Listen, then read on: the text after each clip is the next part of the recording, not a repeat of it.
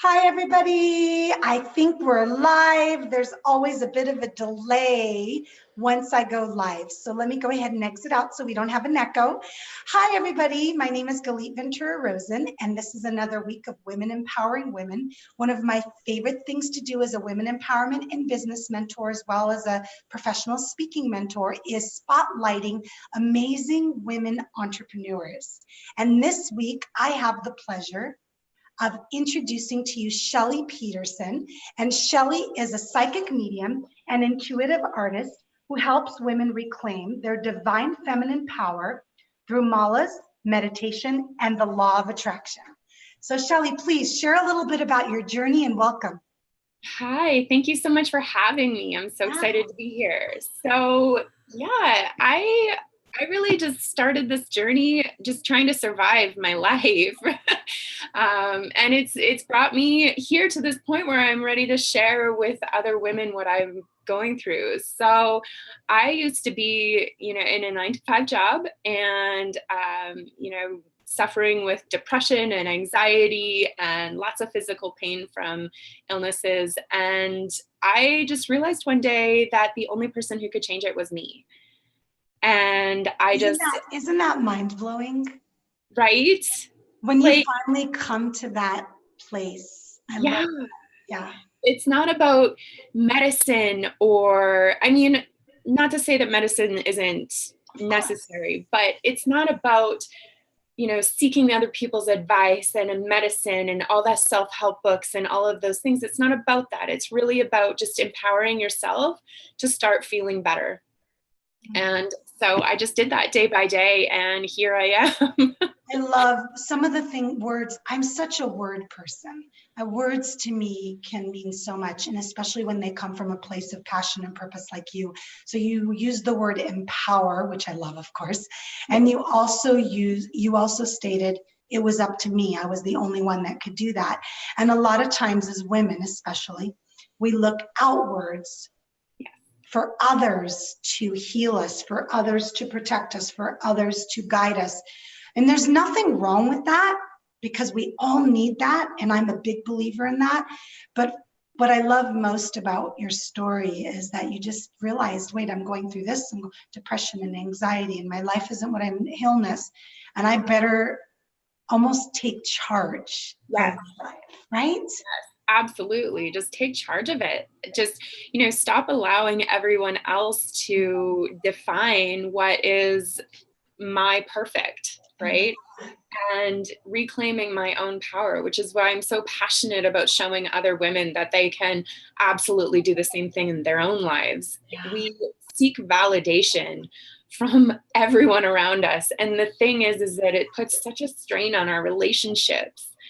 And when we can validate ourselves and empower ourselves and, through self-care and meditation and all of these things, if we can do that for ourselves, then all of a sudden that strain isn't there and our relationships can be pure and it's a connection and it's just, it's so divine and perfect. So I love how passionate you are about this topic. There's something so powerful about a woman that speaks about her profession or her chosen life path and has passion about it. And I'm sure you get told that all the time. My gosh, you're so passionate about this. And that comes through, and I think it's such a big deal. And you indirectly kind of led us into our topic, which is important.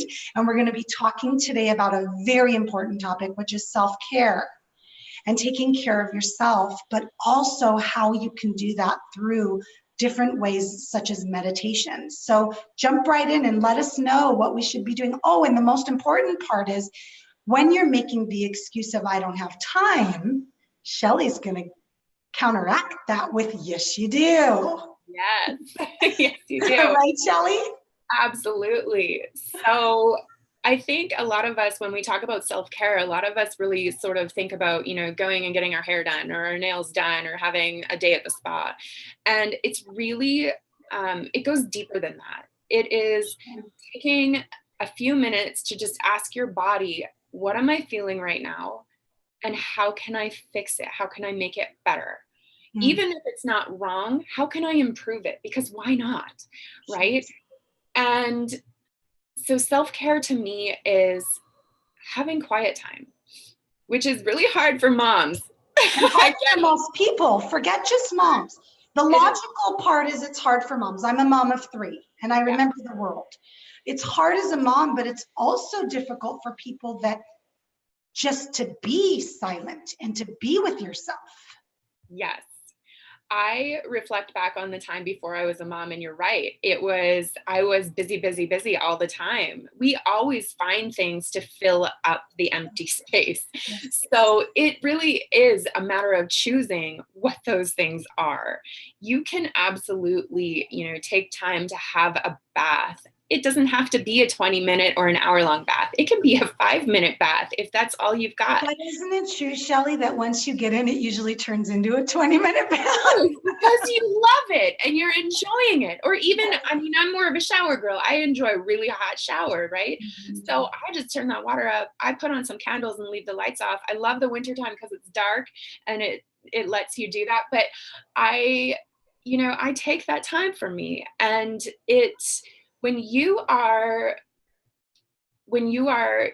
working or showing up for your friends or being a mom or whatever it is that's really important for you to do in service of others, when you are doing that from a place of being full, then you are giving them the overflow. You're not emptying yourself to give to them. And then that way you don't have the resentment of the obligation that you feel to them. Right? And these are relationships that we care about and we're passionate about, and we love these people in our life. You do not want them to be a cause of feeling drained and overwhelmed. So you have to take care of you. And if that is 5 minutes to read one chapter in a book or just taking time to just breathe, my malas, I wear one all the time, and it's big and heavy and swings and it reminds me to be present. So when I feel it moving, I grab onto it and I just take a moment to just breathe.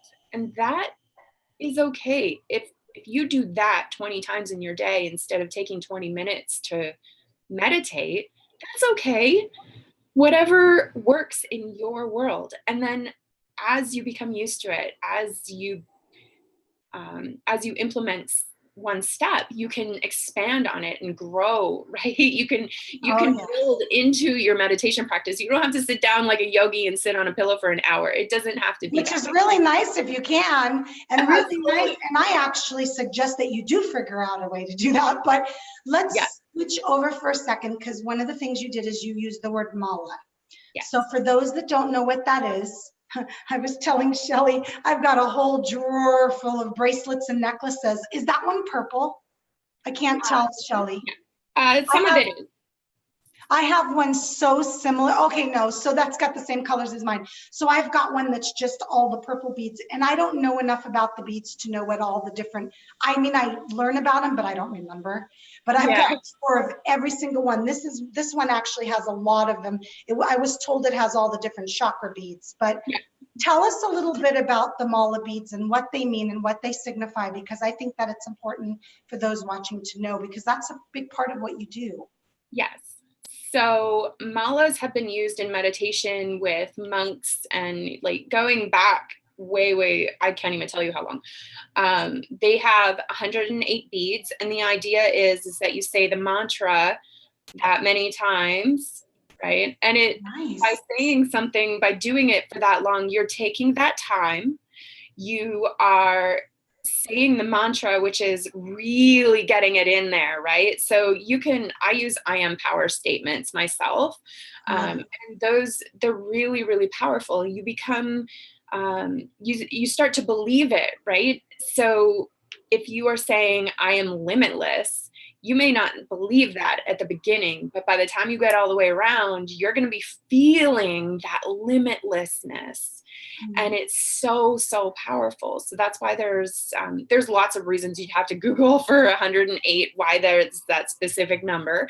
But the stones themselves, they all, like you said, they all have purposes and healing energies. And when I create them to blend and work together to incorporate your intentions and your, you know, your future goals and aspirations and all of the things that you're working on. So those, you know, they all come together. So just wearing it gives you that energy that you are looking to achieve. And then, like I said, focusing on it, holding it, that can just help as well. So even if you're not sitting down to do the mantra, but it does help. I was just telling my mom the other day, she has a bracelet, and I said, take your bracelet and just work the bracelet around your hand. I do that all the time. I tend to, my bracelets usually come off when I'm working because I type and they get in my way, and so does my ring. So they're always sitting right here, and then I end up collecting them because I keep going upstairs and then wearing a different one. And sometimes I'll find myself, and I don't even do it consciously, I'll be out at a lunch or I'll be in casual and I'll take it off and I'll be doing this. Yes. And I don't even realize I'm doing that. It's so interesting because what I learned today from you is, first and foremost, I had no idea that my mala necklace had 108 beads. So now I'm going to go upstairs and count it and make sure. But I did buy it from a legit store, so I'm sure it does. And then I love going to the stores that have all the different beads. I'm the same way with stones, because I just get so attracted to them. And I usually allow myself to attract to the bracelet, which I know that sounds silly, but I just feel like, oh my gosh, I really need this bracelet. So I have every single color you can imagine. But I love the idea that Shelly used, because I feel like we're go, go, go, go, go. And what I get from what you say, Shelly, is this: playing with my beads puts me in the present moment. Yes. It doesn't have me focusing on the past. And those that know me know I'm a really big believer in staying in the present as often as possible. I'm human. I don't do it all the time. But the past is where we get depression, and the future is where we get anxiety. And many of you know I have a master's in therapy, and I actually learned that in school. And so it's a logical thing. But I've learned that when I play with my bracelet, I'm thinking of the next bead only. Current bead and the next bead. And I know it sounds silly, but Shelly, how do you feel about the idea that if somebody's feeling anxious or stressed, that they go and do something like that, and it kind of brings them back to focus? Yes, absolutely. So like I said, usually I'll notice my mala is, you know, swinging or something when I need that moment of breathing. So I take that moment to breathe. When you are just spinning your bracelet, even if you're in a meeting, especially if you're somebody who has a hard time keeping still, that's going to give you the body movement that you need to stay focused on what's going on in the meeting. You are absolutely coming back to present. Yes. Right? So it is so valuable. You can absolutely use a bracelet as, you know, the same way as a mala if that's what you need to do. I always encourage people to do that, because malas can be expensive. You know, it can be an investment when you are getting somebody to create one for you the way that I do. But they last forever. They do. Yeah. Oh gosh, I just keep adding to them. I think I've had one bracelet break in all the years, and honestly, I think it was supposed to. So they last forever. They're fun, and the necklaces, I think, are another way to do what you said, where you do the 108, and I love, love, love that. So give us a few quick tips before we go.